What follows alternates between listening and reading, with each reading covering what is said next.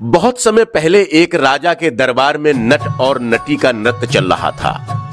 नटी अपनी मोहक अदाओं के साथ नाच रही थी और उसका पति नट ढोलक की थाप पर मनोयोग से साथ दे रहा था। उस समय दरबार में राजा के खास दरबारी, उसका नवयुवक पुत्र, ढलती उम्र की अविवाहित पुत्री, राज्य का महामंत्री और एक सन्यासी उपस्थित थे। सभी नटी के नृत्य कला में पूरी तरह से डूबे हुए थे। घुंघरुओं की प्रत्येक झंकार, ढोलक की हर थाप पूरी सभा को रोमांचित कर रही थी। नटी का नृत्य ऐसा लग रहा था जैसे वह कोई योगिनी हो और उसका नृत्य एक साधना। उसके हाव भाव, उसकी निर्मल मुस्कान इतनी पवित्र थी जैसे किसी तपस्वी का तप। समय बीतता गया। रात का दूसरा पहर शुरू हो चुका था। फिर तीसरा पहर आया। नटी तब तक लगातार नृत्य कर रही थी, लेकिन किसी ने उसे इनाम नहीं दिया। राजा मौन था और उसके डर से दरबारी भी कुछ देने का साहस नहीं कर रहे थे। नट ने सोचा शायद उसकी नटी थक चुकी होगी, इसलिए उसने ढोलक की थाप को थोड़ा धीमे कर दिया ताकि नृत्य धीमा हो जाए और नटी को थोड़ा आराम मिल जाएगा। नट को ऐसा करते देख उसकी मनोदशा को भांपकर नटी ने मधुर स्वर में एक दोहा कहा।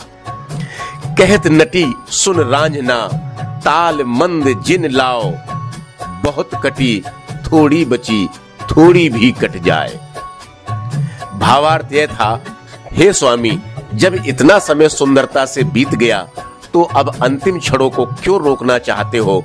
जब बड़ी रात कट गई तो यह थोड़ी भी कट जाएगी। नटी की यह बाणी सुनकर दरबार में अद्भुत घटना घटी। सबसे पहले राजा का पुत्र उठा। उसने नटी के चरणों में प्रणाम कर 2 सोने की असरफियां रख दी। फिर राजा की पुत्री उठी। उसने भी नटी को प्रणाम कर अपने गले का हार अर्पित कर दिया। उसके बाद सन्यासी उठा। उसने प्रणाम करके अपना चिमटा और ओढ़नी चरणों में रख दी। राजा यह सब देखकर क्रोध से भर उठा।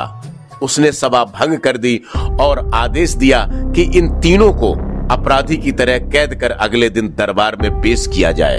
अगले दिन राजकुमार, राजकुमारी और सन्यासी अपराधी के रूप में दरबार में खड़े थे, पर आश्चर्य, उनके चेहरों पर कोई भय नहीं था, बल्कि गहरी शांति और निर्भीकता झलक रही थी। राजा ने पहले अपने पुत्र से पूछा, तुमने दरबार में एक नर्तकी के चरणों में प्रणाम कैसे किया? क्या तुमने मेरे सिंहासन को नीचा दिखाने की कोशिश की?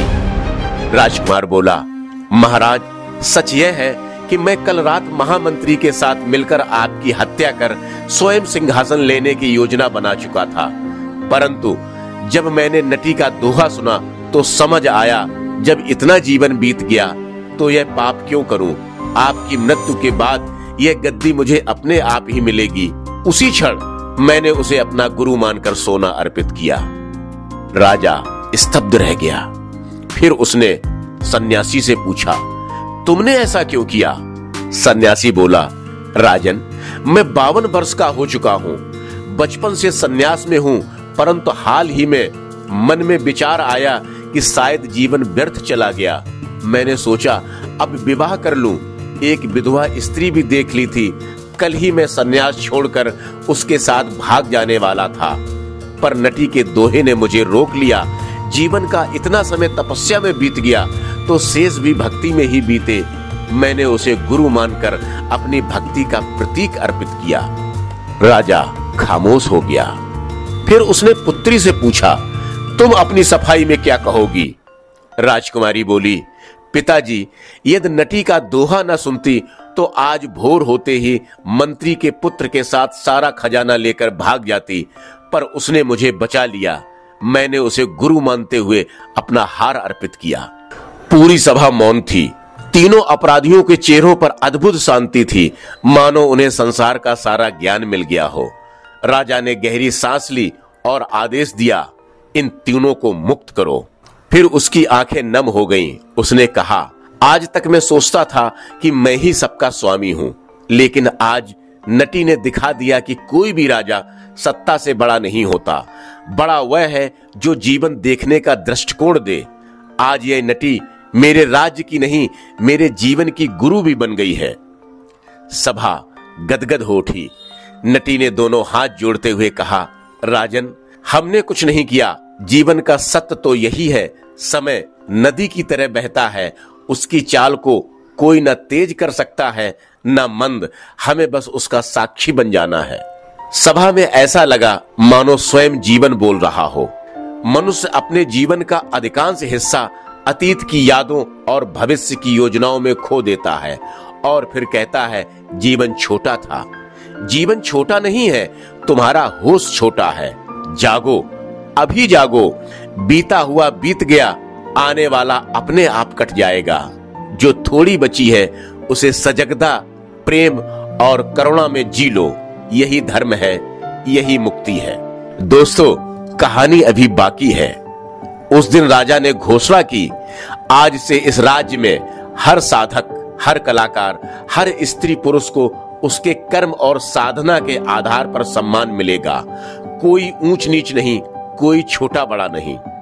और इतिहास में लिखा गया, उस रात एक नटी ने पूरे राज्य को ज्ञान दे दिया। मित्रों, यह कहानी केवल मनोरंजन नहीं है, यह जीवन जीने का संदेश है। अगर आपको यह कथा ज्ञानवर्धक और हृदय स्पर्शी लगी हो तो इसे जरूर शेयर करें। हमारे चैनल ब्रह्मदेव धाम को सब्सक्राइब करना ना भूलें। अगली बार फिर मिलेंगे एक नई अद्भुत कथा के साथ। जय श्री राम।